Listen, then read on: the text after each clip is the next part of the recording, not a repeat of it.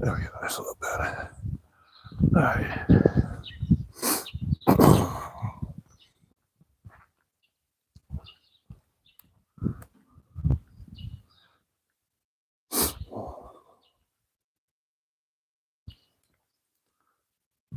There we go. Oh, good morning, good morning, good morning. Just going for a nice little walk today. Beautiful Sunday morning here in Lusaka.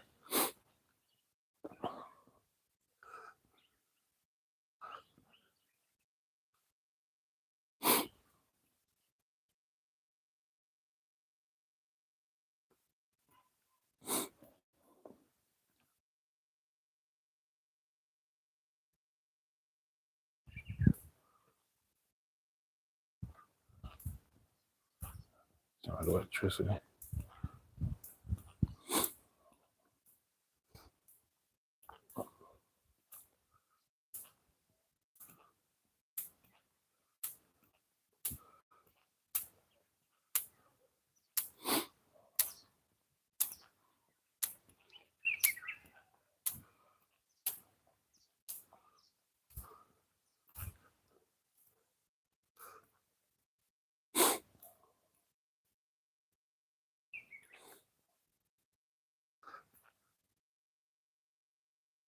Oh, man.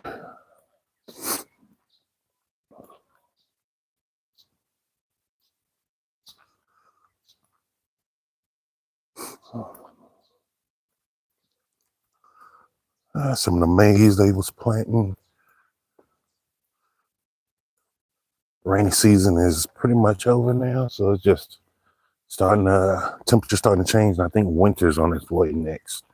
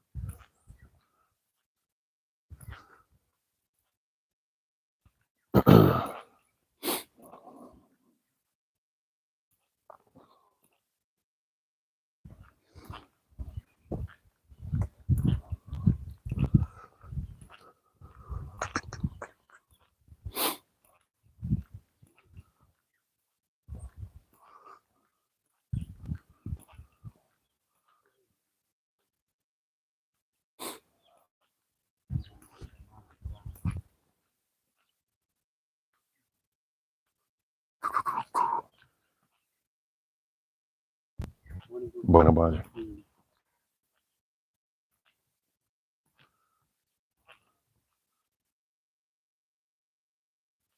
Damn, shoot.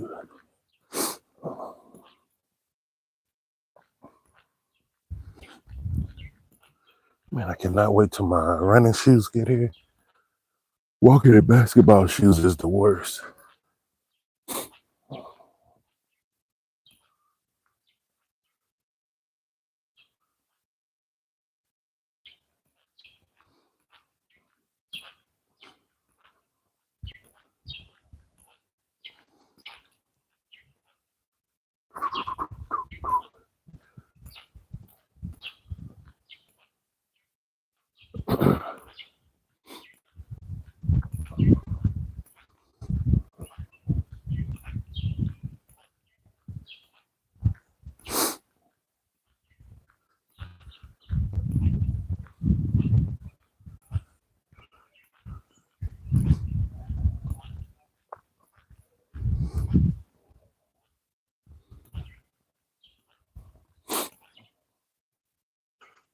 It's a pretty yard.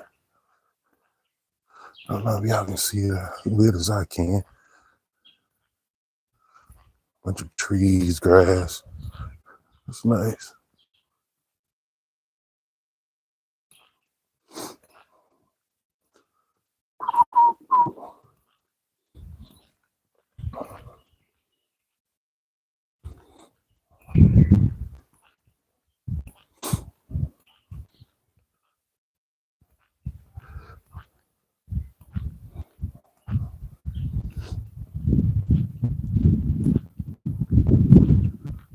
think the next walk I do tomorrow, I think I'm gonna do it with the Fayette Pocket 3. I think I can get that one at 4K. And that'd be nice. The volume just will not be that good on there, but the picture quality will be nice. What's that?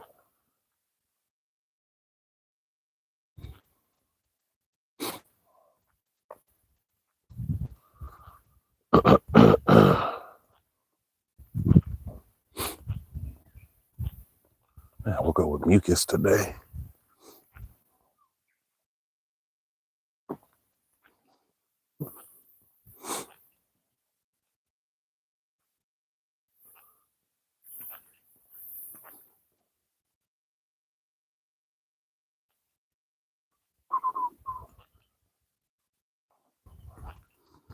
But this is one of the things that's really important when you become an expat.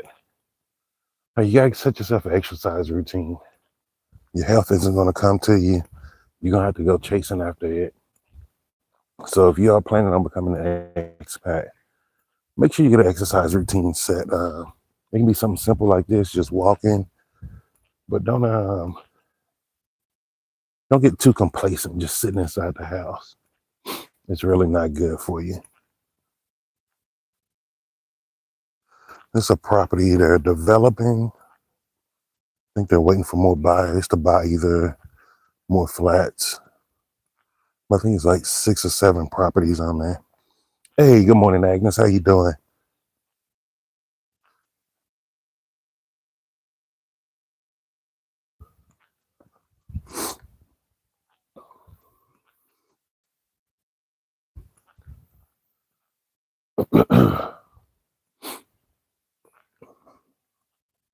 How's everybody doing in the chat? Hey, come on, man. Don't fly by my ear. Oh, I'm glad to hear it. Man, weather is really nice today. I'm enjoying this.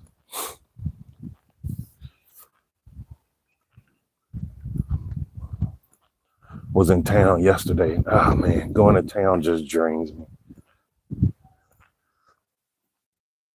Things are so much more affordable there, but geez, that place is draining.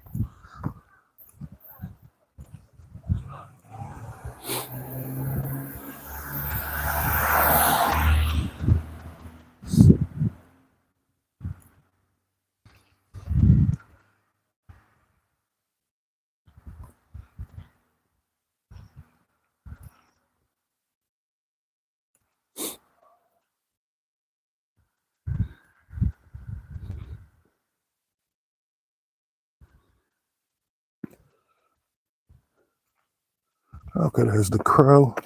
I mean, not a crow, it's a raven. It was my first time seeing the black and white ones until I got here.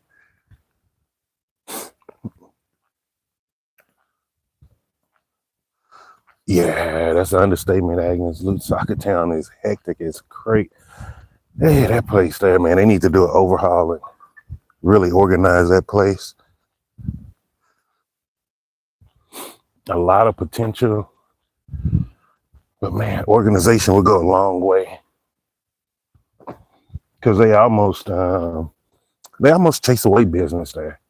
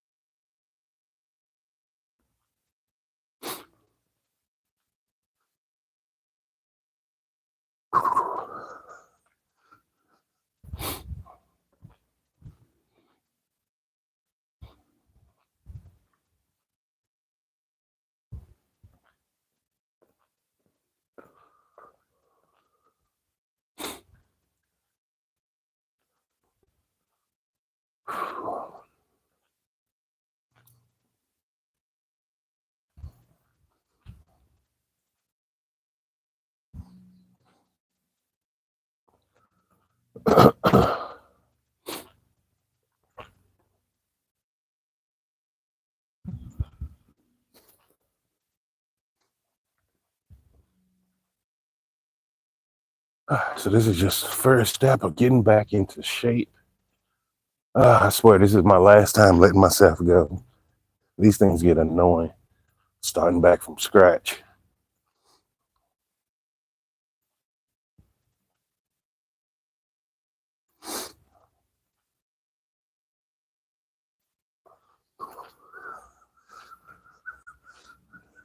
Yeah, it looked like it might rain inside. I'm not sure. It's been like this a few mornings, and then usually around 10 or 11, the sun comes out. And you know, once the sun comes out, it's over.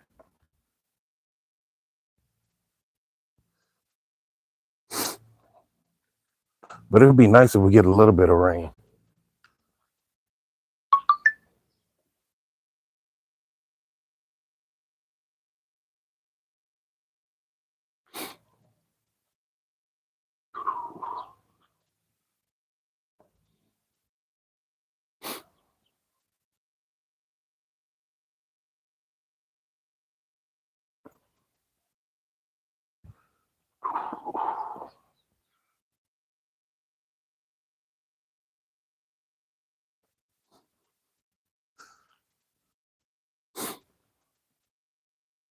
Yeah, usually clear. We haven't had rain here.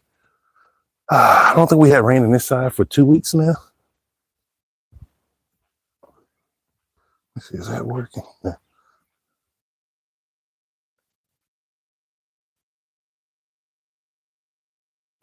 There we go.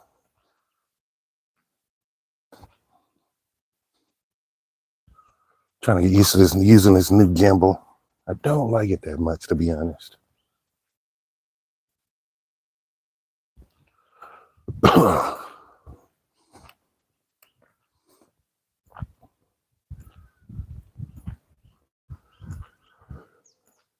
Yeah, it's been about 2 weeks. But the funny thing is, like, we haven't had load shedding here much.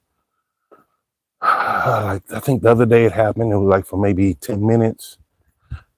But then the electrician who came to fix up my stove yesterday was telling me their area had it for like 4 hours at a time. So that's weird.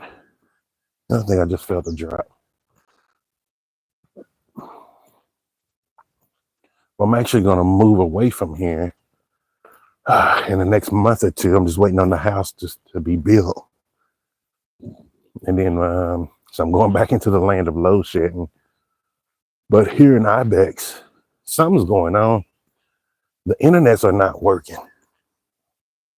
So like I'm wasting a lot of money on all these internet providers, and I'm not getting any internet service.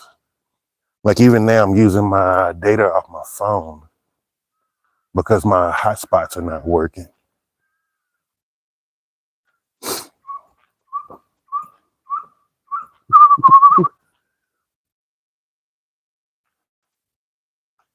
There we go.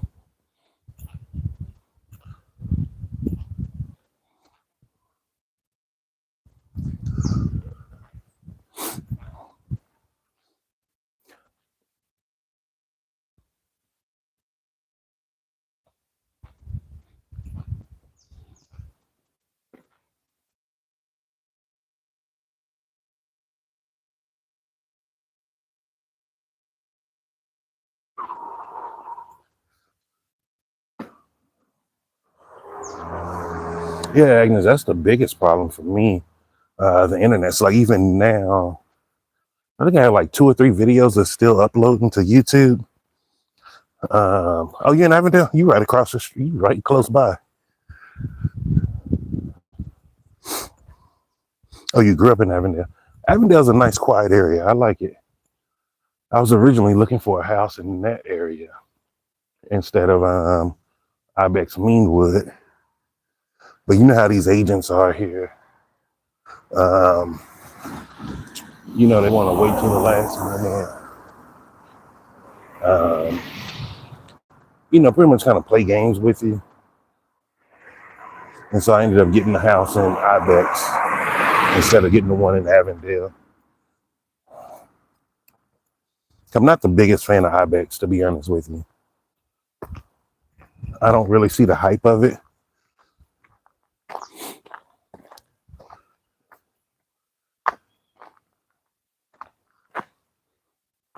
and being so far from town and everything else. It's just sometimes you get tired of paying a little extra money in Yango. And you may know this, Agnes, dealing with the Yango people personalities. Sometimes you just get tired of it.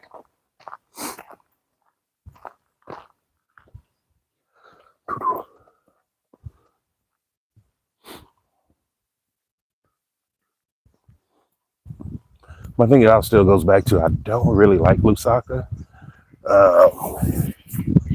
In all honesty, if I didn't start purchasing all this land, I would have just moved to Ndola or somewhere else in the Copper Belt. I still want to experience those areas. Oh, how far am I go? I need a good bit amount of exercise today.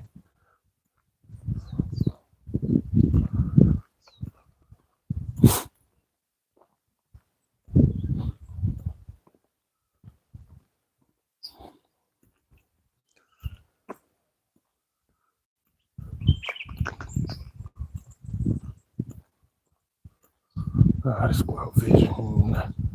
Out into the next street. Yeah, it's a beautiful walk. Do you know what this is, Agnes? Is it a museum back here?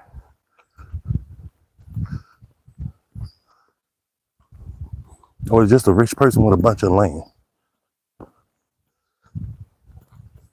And for my Americans, this is what I'm telling you, like, man, don't be out here thinking everybody's poor and it's the stuff they show you on TV. There's money out here.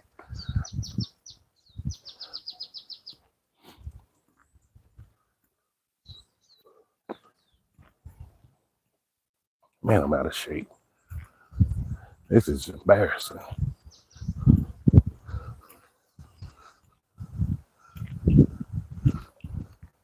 Oh, okay. Okay, at least I'm not the only one. I've been trying to figure out what that is for the longest, and I never see anybody standing there I can talk to.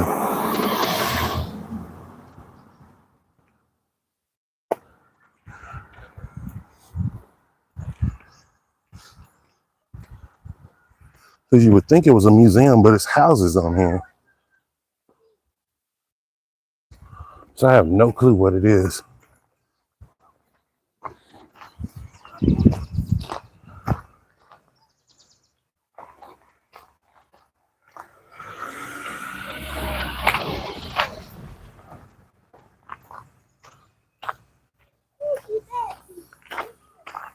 They should be embarrassed how bad this road is here.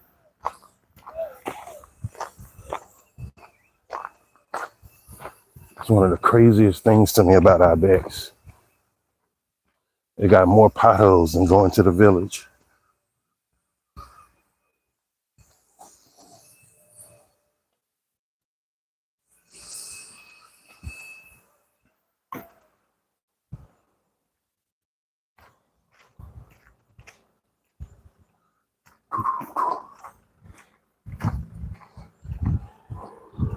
Okay, doing some kind of woodwork back there. Okay, safe to cross.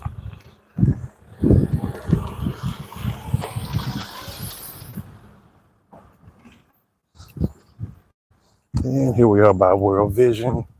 They built this building up nice.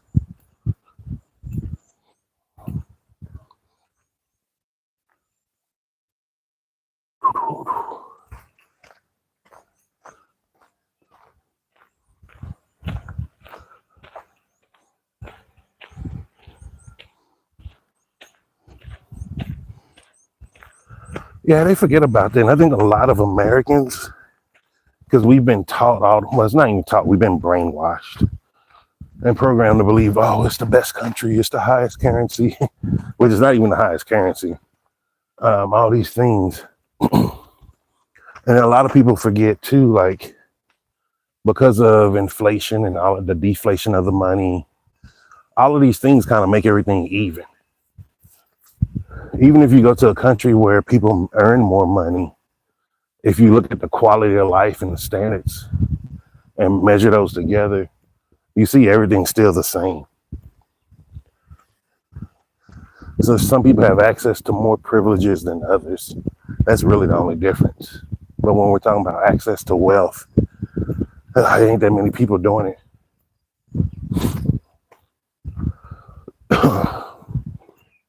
And a lot of us are coming from generational suffering, to be honest.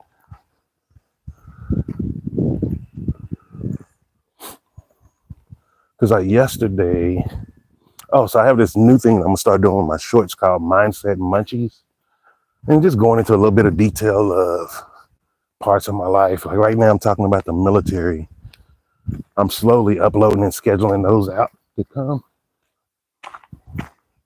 I'm gonna be talking about a lot of different things, like a lot of the psychological studies and stuff that I do on myself, a lot of self-analysis I do. Because essentially what most people don't get is like, I live a pretty free life. Like I don't have to do much of anything if I don't want to. And so my whole thing now is just philosophy, but psychology, studying of the self, understanding the mind. Those are the things that matter to me. Because no matter what religious text or book you read, it always talk about if you learn how to discipline your mind and control your mind, there's nothing that you can't get. But guess what? Who's talking about that? Schools don't teach that. Universities don't teach that.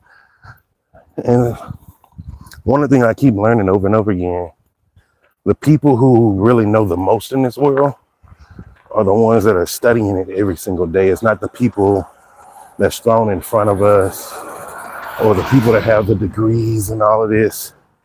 It's people you're never going to hear about. And so like for me, I do a lot of studies on that. But one of the things that came up yesterday when I was doing some quiet time thinking was like, why is it every country I go to in the world, somewhere within their generational lineage, there's large groups of men that are missing? Like no one can really explain what happened. Like there's always a large group of men that are missing out of the family structures. And then so I started researching how many wars have we been in as far as the British Empire and just the American Empire. Because the British Empire covers majority of Africa. And the American Empire covers the black men and men from the other side of the hemisphere. We've been in war since 1337. There has never really been a long stretch of peace. Let me go on this side. Because when you actually look at the wars and the dates and how they add up, there's always some type of conflict that's been going on. Like even down to this day, there's stuff in South Sudan, I believe, or the Congo. And it's still affecting families to this day. So we've spent more time in war than we've ever spent in peace. And this is the first time in history we're able to actually see what war really somewhat looks like in other countries when it's going on.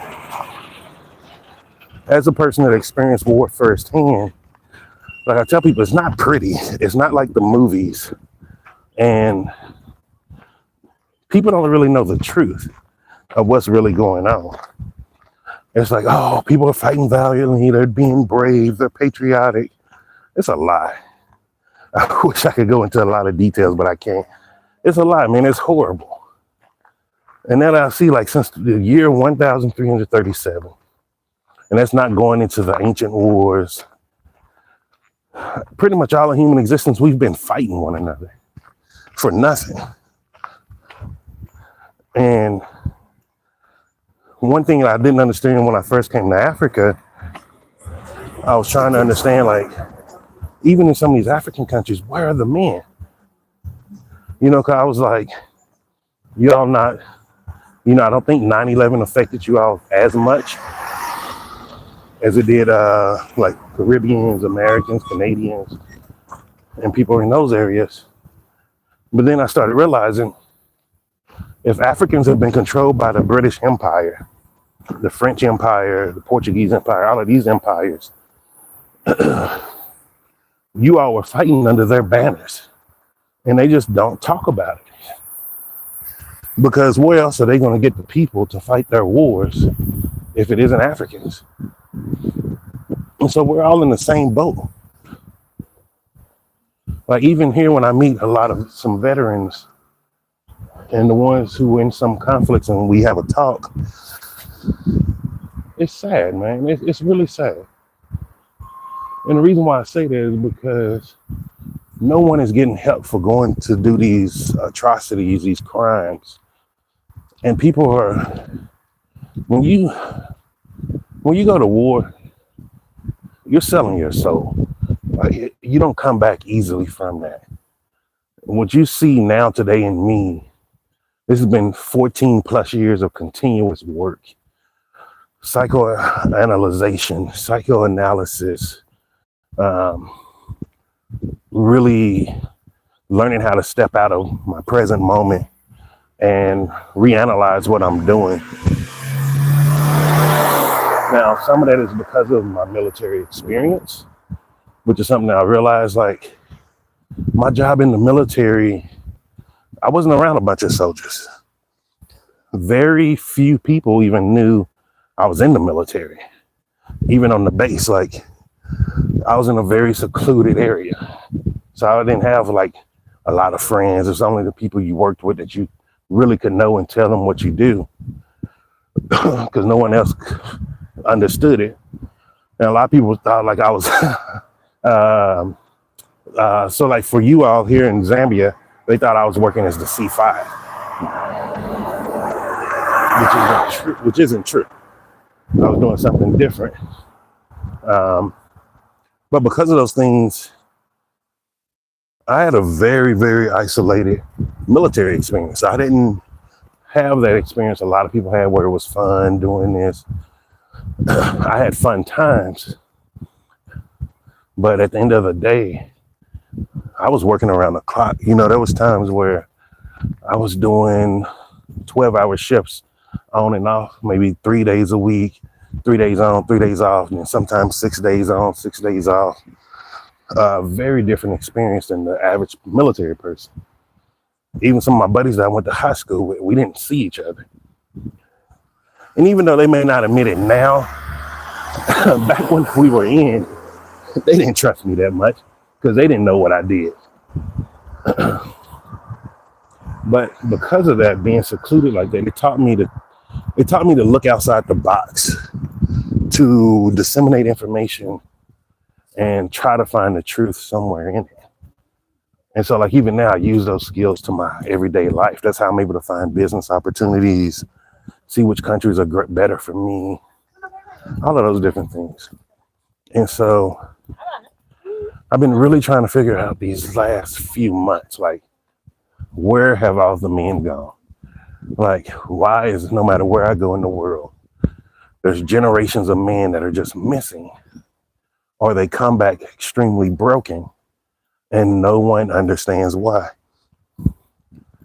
And I figured it out yesterday. The reason why is because they've been to war. And think about it, here in Africa, how hard would it be for, like, when the British was in control, to just grab up men out the street, send them overseas to a war? And if they didn't come back, well, who knows what happened to them? It could be witchcraft or something. Or if they do come back, they're all broken and torn because there's no proof of what they did. There's no records of it. They're not getting paid for their service. And so guess what happens? People just be like, oh, it's witchcraft. like there's things that happen in the world, and we got to start realizing, like, if at the end of the day, certain demographics make up way more numbers than others, how are these lower demographics able to fight their wars? When I was at war, yes, there were white people there, white Americans, but majority were blacks and brown skinned people. Like, no one talks about that. That's why, like, I was really, really annoyed when I came back from war, and you would have people be like, "Oh, you lazy N-word, oh, blah blah blah N-word." And I'm like, dude, I went and earned the right to be American. You just sat here on your butt and didn't do anything. And now it's all adding up, man. I'm also seeing remnants of PTSD. I've seen it in South Africa. I see it here. I saw it in Colombia. I saw it in Panama.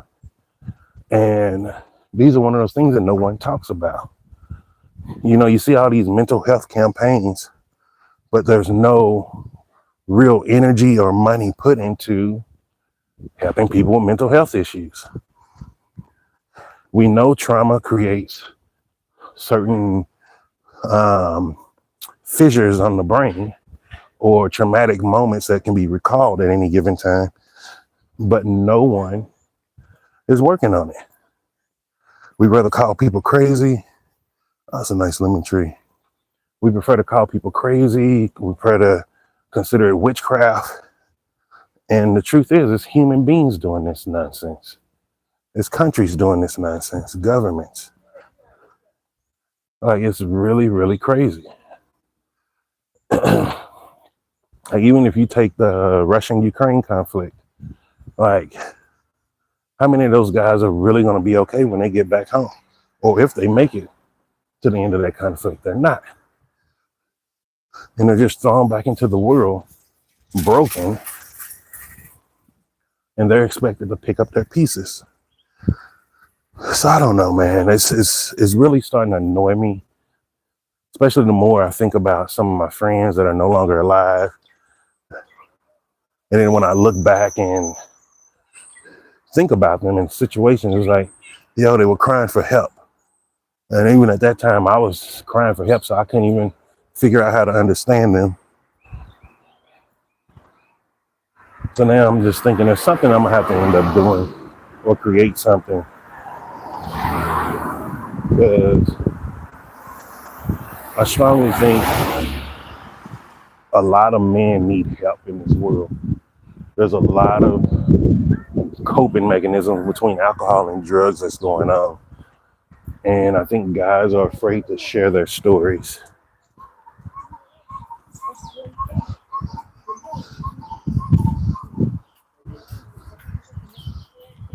Hey, how's it going, Justin? How you doing, brother?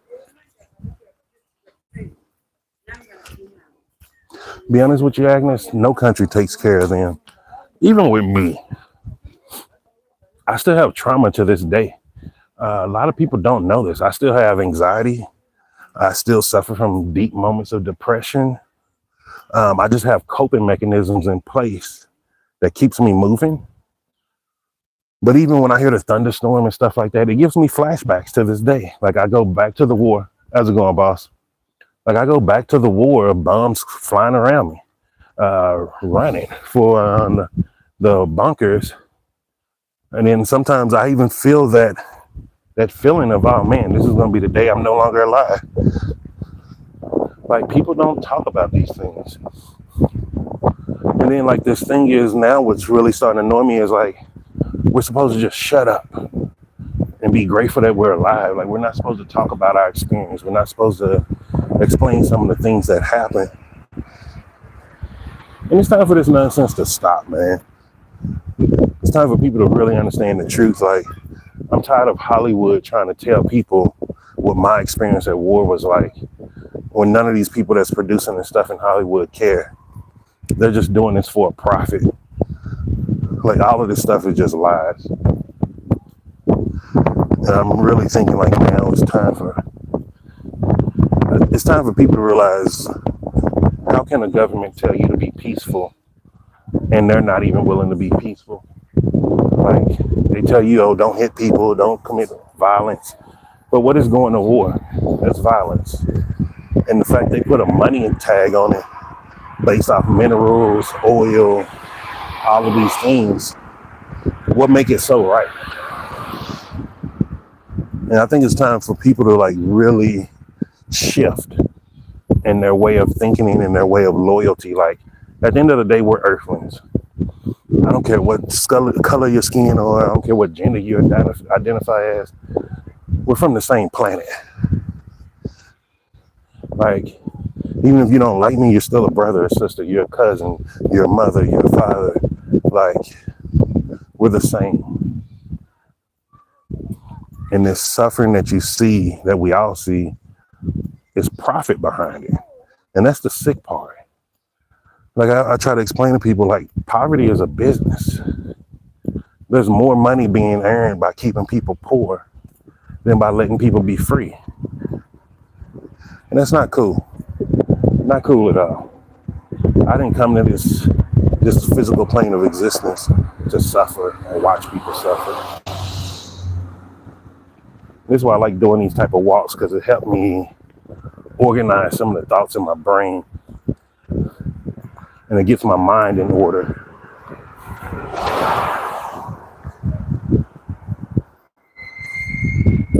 But like, there's something that's got to be done. Like, so this the goat farm here. Well, the flashbacks used to be terrifying. Now I can manage them because I can differentiate from what's real and what's not. But before then, I couldn't tell the difference. Like, even driving, I used to have flashbacks, and then I would wake up like an hour or 2 hours away from where I was, not even remembering anything.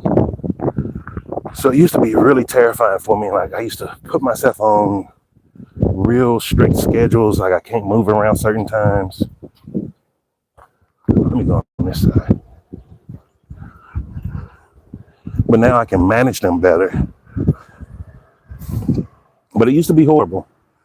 A lot of people just don't know, man. I was in such bad shape at one point. And I didn't think there was ever going to be sunny days again. I remember I used to wake up angry just because I woke up again. Like, why am I going through this curse one more day?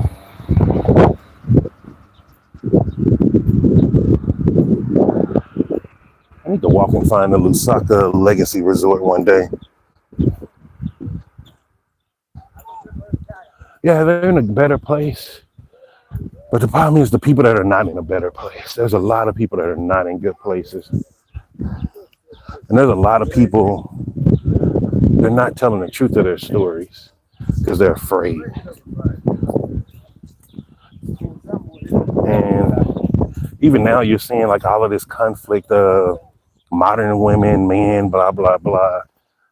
And the truth is a lot of that is stemming from broken homes generationally. And a lot of these broken homes were put in place based off people going to war. No one is connecting the dots. You know, they want to connect the dots to everything except going to war. Why are a lot of soldiers alcoholics and drug addicts? They're coping with what they went through and what they experienced. It was funny, yesterday in the store, I was getting some wine. I'm going to a wine brunch on Wednesday. And I saw a bottle of Southern Comfort. I had a flashback of, I used to drink a bottle of Southern Comfort every single day when I got back from the war. I was an extreme alcoholic. A lot of people don't know that. Even my family don't know that. And it was my way of coping with all the things that I experienced, all the things that I saw on a daily basis, because I was really trying to forget. And the truth was, the more I was drinking, the more those thoughts were just flooding in, and it made me feel so helpless. And that's why I eventually quit drinking. Well, I slowed down and then I quit drinking. And like, even now, like, let's say if I wanted a glass of wine, I'll take a sip or something. But I'm never gonna say I'll never drink again. But like, that desire is gone.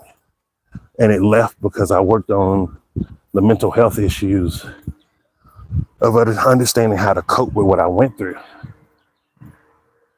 And I think a lot of people, because they're not given coping skills, they're using the first thing that is available to them, which just happens to be alcohol for everyone.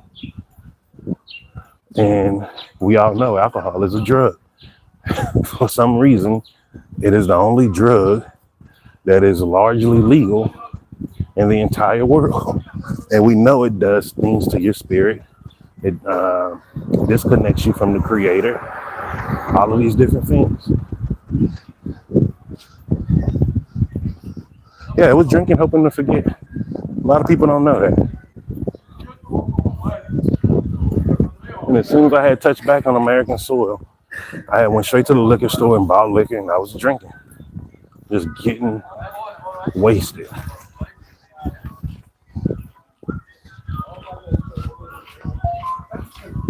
And it's just crazy with the life that I'm living now, because like, I remember everything about how it was. Like, I remember it. I can bring back those feelings again. And it sucked, man. That was a very horrible place to be in with how beautiful this world we live in. And those were one of the things that helped me start appreciating just something as simple as taking this little walk with you. Like, a lot of people be like, man, you live a boring life, you live a simple life. Once you get reconnected back to who you really are, you start realizing all the things that's marketed to us, all the things they want us to do to keep up with one another. It ain't the things that bring you happiness. Most of your happiness comes when you're alone, when you're doing things that don't cost money. You know, it's kind of crazy how we've been brainwashed. They've been doing a real great job building out here. They're motivating me.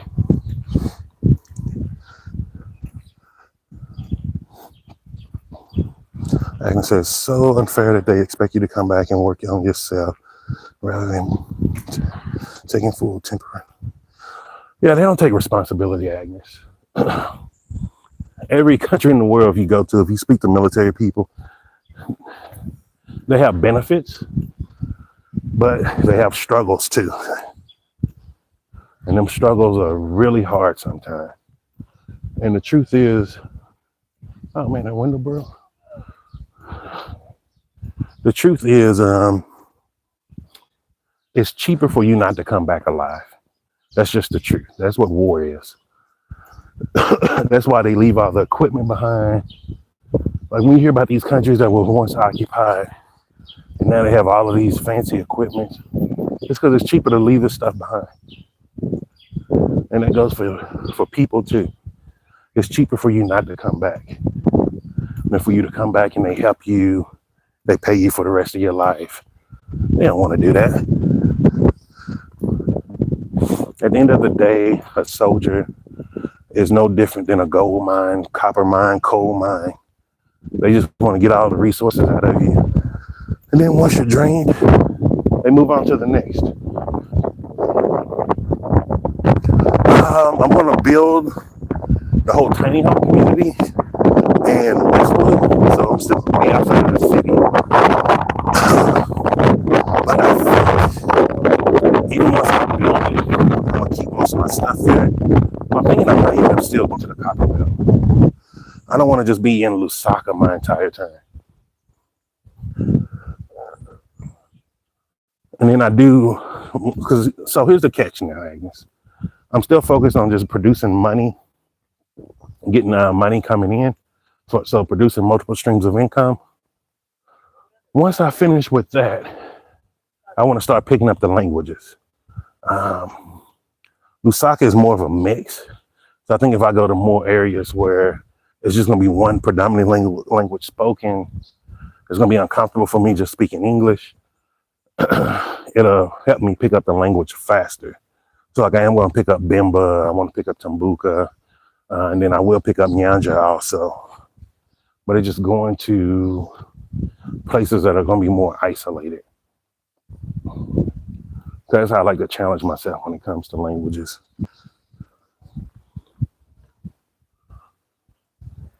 Because the end goal is going to be to live throughout multiple countries. I don't want to be in just one country.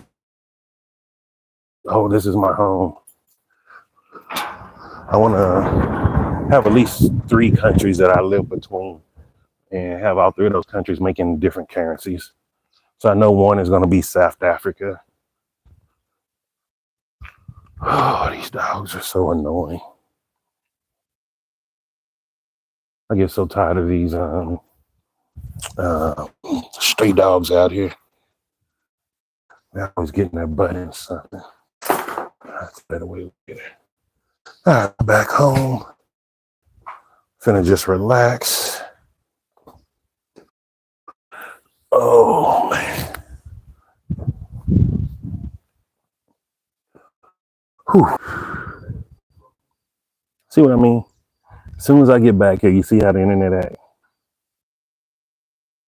Pick up Bim and Yanja first. Those are wireless. Okay. I'm going to work on those 2 first.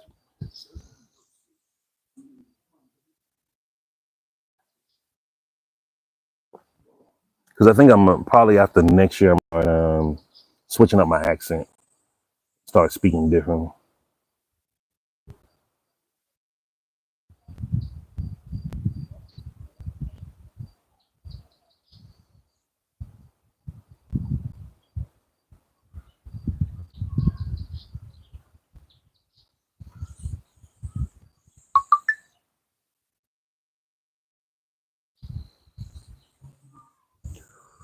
Whew. Don't be quiet, guys. Y'all don't have to be shy. Y'all can ask some questions. Is everybody in Zambia? I'm trying to figure out who my algorithm picks up. Let me know where you're coming in from.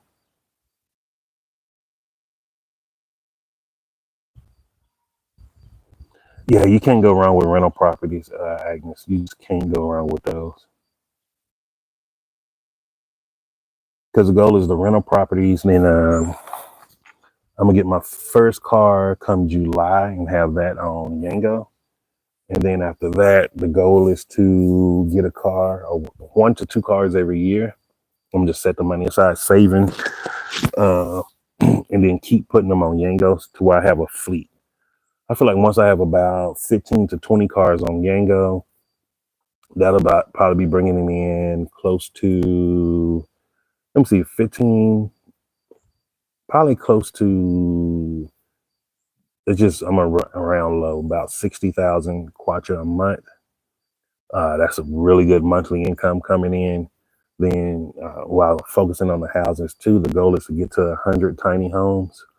Once I have 100 tiny homes, all of those rented out, that'll be 100,000 coming in a month. So it's really just picking my areas and just staying hyper focused on it. And while at the same time, you know, if I'm finding minerals, being able to purchase minerals, move them around the country, take them out of the country, do that. And then even with the embassy, I want to go up there and speak to the consulate.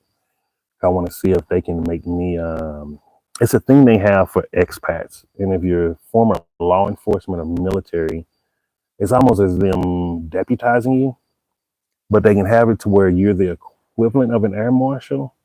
And so like whenever they have any criminals or people that are getting deported and they have to go back, they will pay you to escort them back to make sure they leave in the country and get off the airplane and go where they're supposed to go, or hand them over. And then they pay for you to come back also. So that's one of the other things that I'm looking into doing.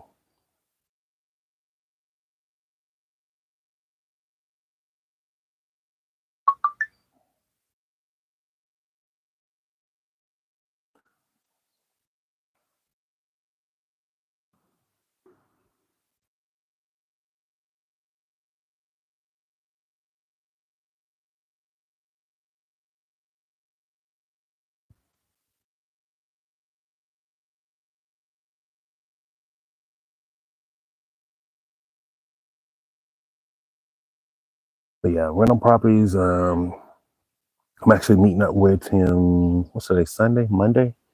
Monday, I'm meeting up with the guy. I'm paying off the last of my shops in the first, my first 2 plots. I think I got 1 or 2 plots. I'm finished paying those off.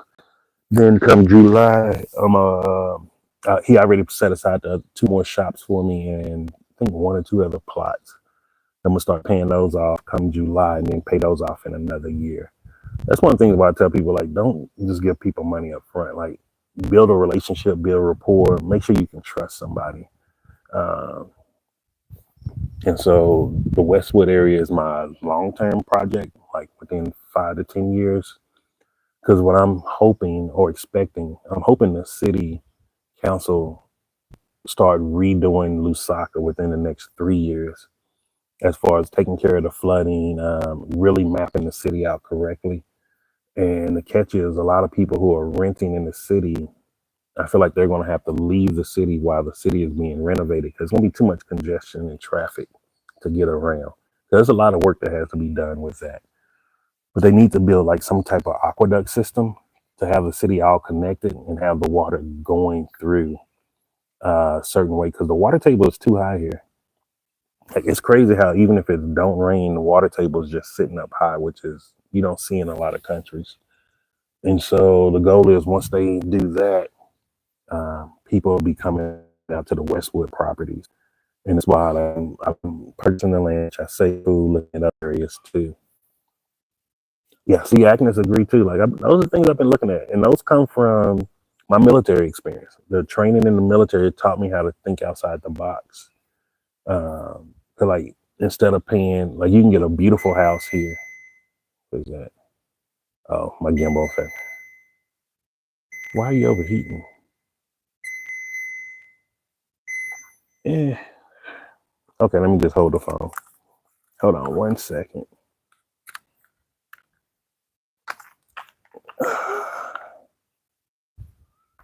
Hold on 1 second.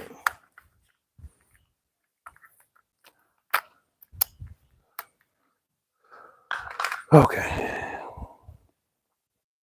For some reason the gimbal overheated. I do not like that gimbal. I'm gonna end up getting a DJI Osmo 3 in a few months. I can't justify doing it right now.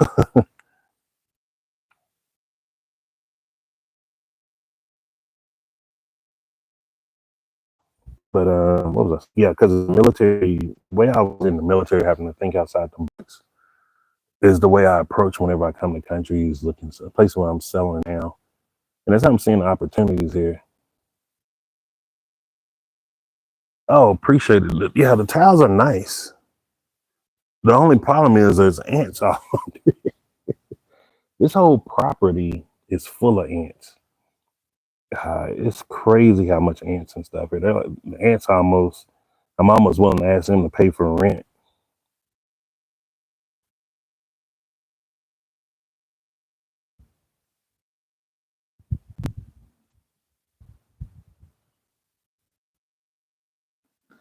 But yeah, I got maybe another month or two left in this place. It's nice, quiet over here. Neighbor is really good.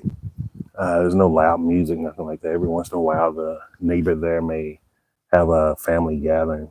Good area. I like the consistent electricity, but the internet issues here are just too much for someone who's predominantly using the internet to work.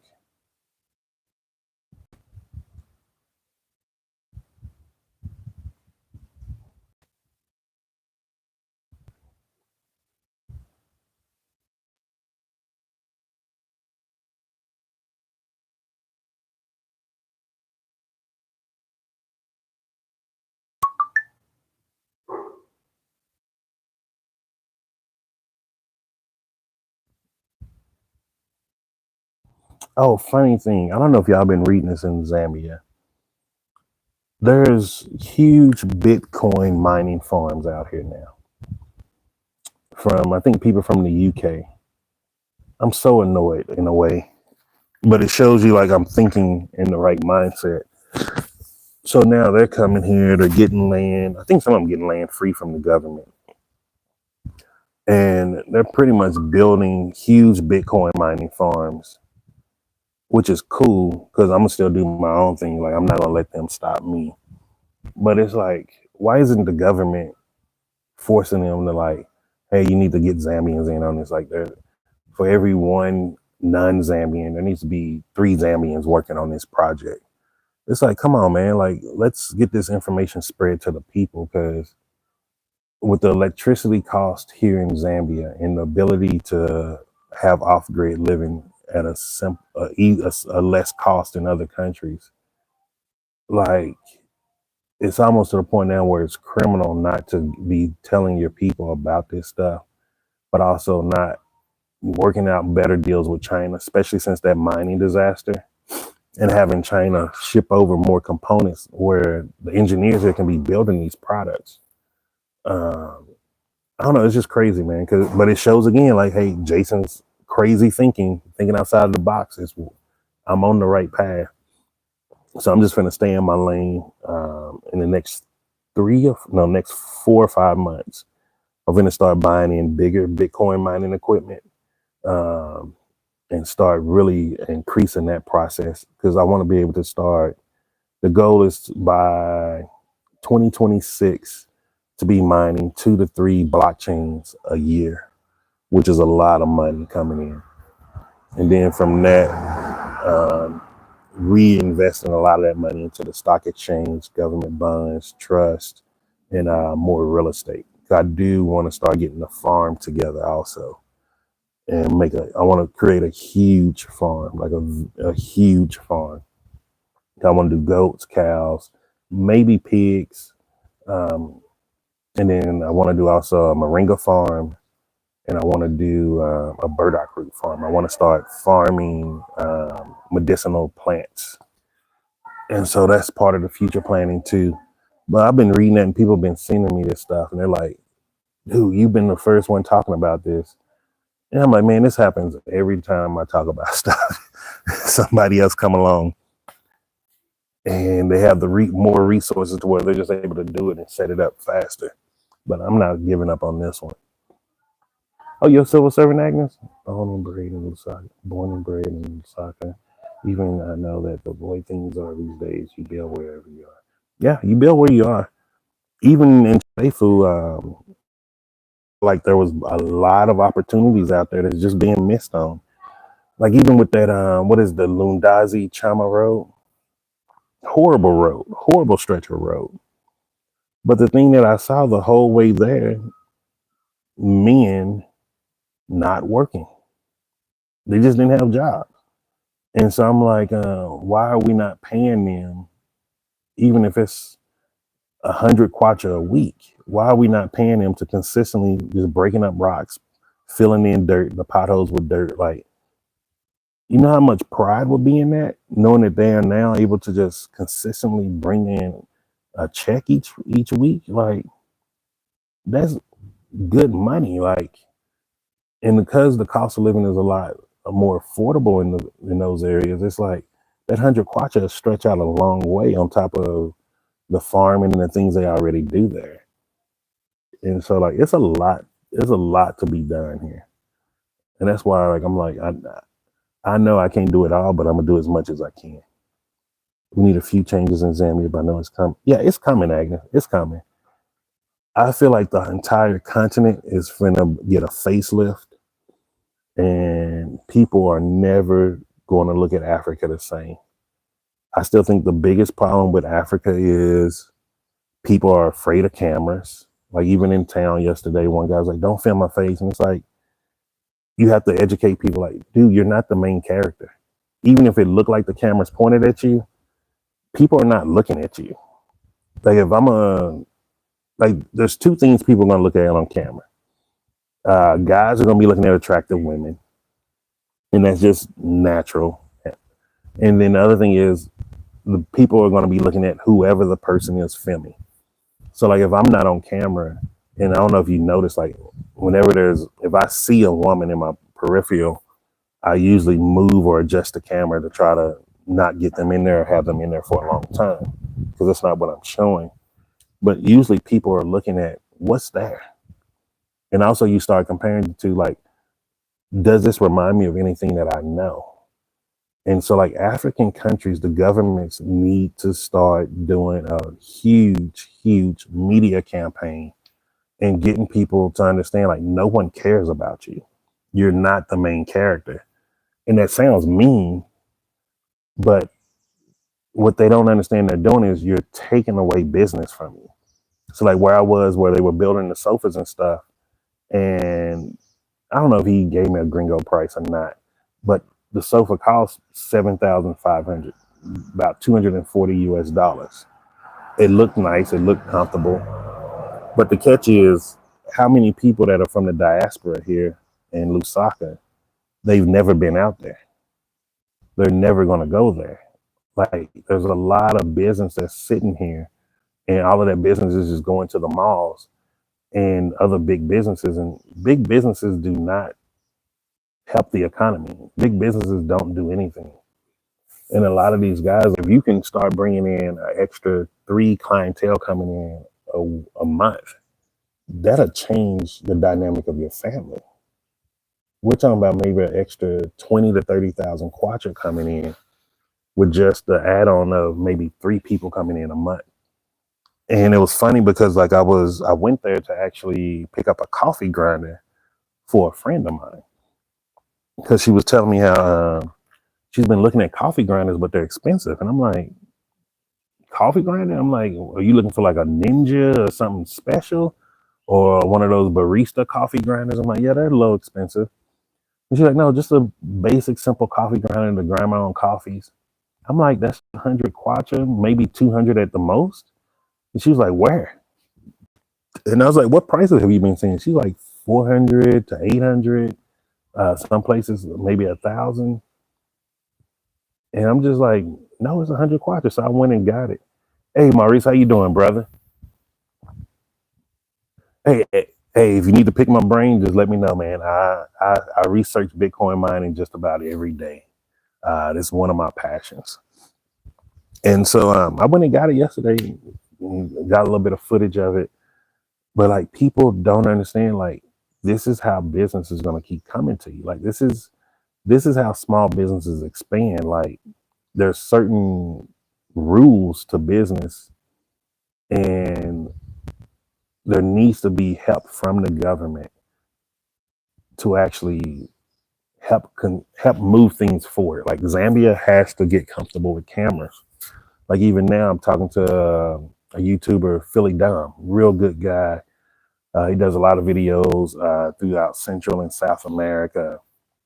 But like I was telling him, I'm like, bro, you need to come here to Zambia. I'm like, they speak English, so you're not going to have the language barrier.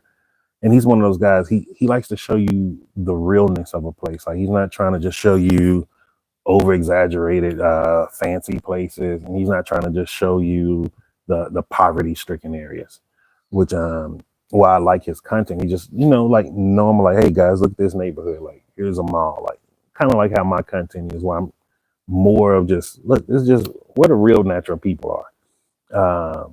Like, I don't have to be around just the ultra rich, and I don't have to be around the ultra impoverished. Like, where just the real normal everyday people are. Because when you find those people, that's when you really start to get to understand a country. And like I was telling him, he need to get here. I'm like, bro, like, this, if you come here and then just travel throughout this southern region of Africa, maybe make your way up to Eastern Africa, because of the language barrier, it's going to really push your channel into another level of monetization. But also, like, it's going to start showing people what's here. Like, even right now, this year, maybe 200 to 300 Americans, just Americans, have left the United States to either go to Thailand, Vietnam, Colombia, Panama, or some of the other big name countries, Bali, stuff like that. And they're overlooking Africa because they don't know what's here. And then the few people that do come here, they don't show it correctly. They don't show the normal people, or they're showing y'all the safaris. And like, I was talking to, who was it? I was talking to somebody the other day, and they were like, have you been to this place, the safari, the Victoria Falls? And I was like, look, man, let me just be honest with you. I don't care about these animals. I don't care about the wildlife. Like, I'm not here to see that. I'm here to see you all, talk to you all. Like, the animals is not my thing. I survived the war. I am not trying to be surviving lion tax, surviving Simba. Like, there's not going to be a mini documentary on me, like how I survived the hippo. I'm not here for that stuff. And I would assume like people like Maurice and other people, like, you're not coming here for that stuff. You may see it every once in a while, but like it isn't what you're coming for. And hey, come on, everybody want to text me now. And I think a lot of people just don't come to that realization. Like, the people of Africa are way better than going to a safari and seeing a lion. Even seeing the elephants wild in Botswana, it was beautiful. But you know what was better in Botswana? Talking to people, getting to know them, getting to see how their life was, seeing where they hang out. Those were the things that matter more to me. And I think there's a lot of other people that are similar to me. And they would actually benefit a lot from coming to Africa.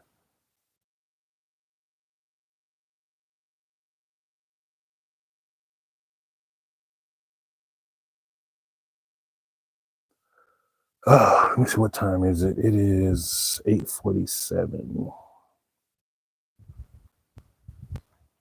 So I think I'm gonna make breakfast. I'm gonna go somewhere. I don't know what I'm gonna do yet.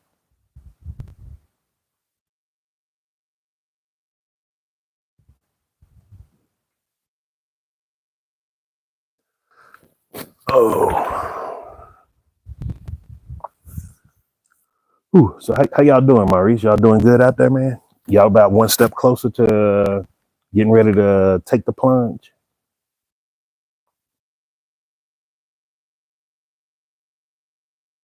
So Agnes, as a civil servant, do they consistently move you around, or do you just stay in one place at a time?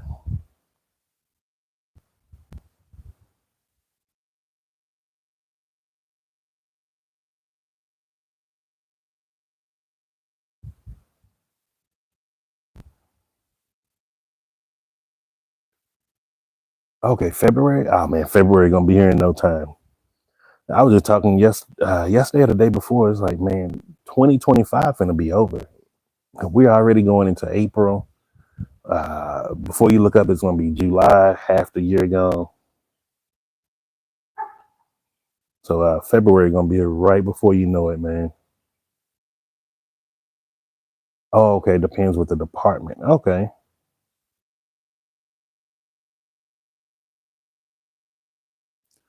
Oh, these flies are getting on my nerves, especially these big ones. But yeah, Zambia is a good place, man. This is a great country here. It has its little bit of problems, but the little bit of problems here can be fixed almost overnight.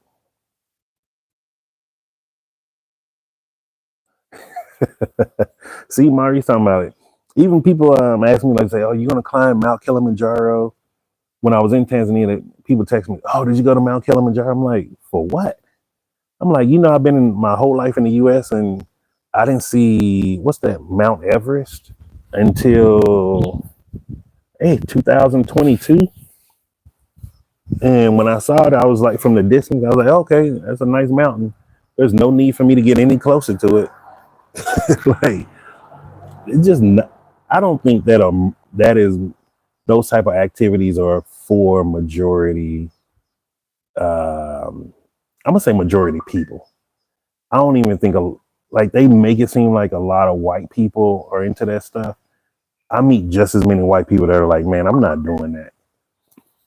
And I think the truth is, like, they exaggerate it with a small number of people that just love doing those things. But the truth, majority of us are scary. Majority of us just want to live a peaceful life.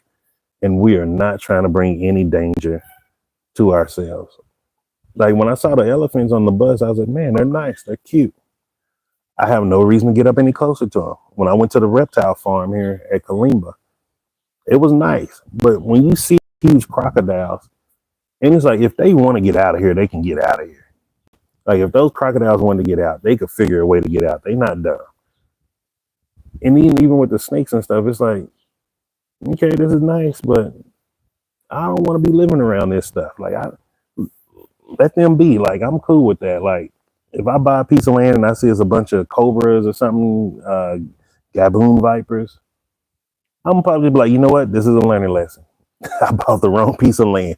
Let me just let you guys live here. I'm gonna just call this a snake conservation, and I'm not coming back. I'm not putting any money into it.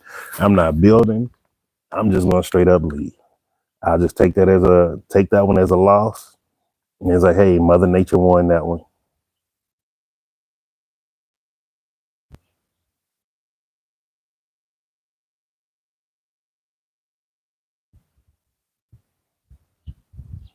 But yeah, like I don't meet very many people that are into all of that stuff. Like I just don't. And I know a lot of people want to talk like they're into more things than they are. But it's like, I'm not into it. I'm not gonna lie to you. No. I don't want a snake for a pet. I don't even want a dog or a cat for a pet now. I love cats. I am one of the biggest cat lovers in the world. I don't want anything for a pet.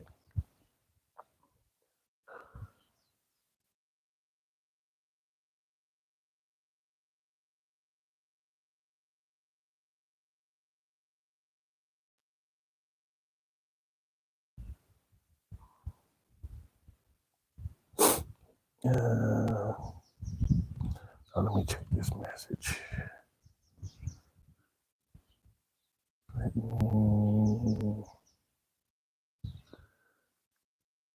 Let me check this real quick.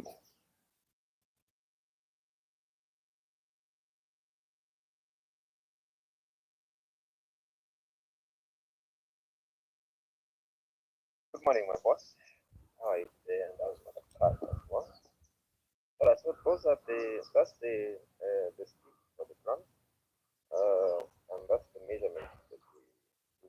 So you can measure 45, 43, 43 centimeters. Yeah. So that's the size of the. Hey, have a great day, Agnes. Appreciate you hopping on. I'm actually about to get off here too. Appreciate everybody hopping on. Just want to show you a little bit of the beauty. The sun's starting to come out now. Thank you so much.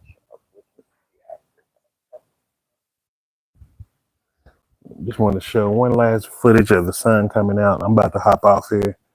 Hope everybody have a great day, great night, depending where you are, and I will catch you again.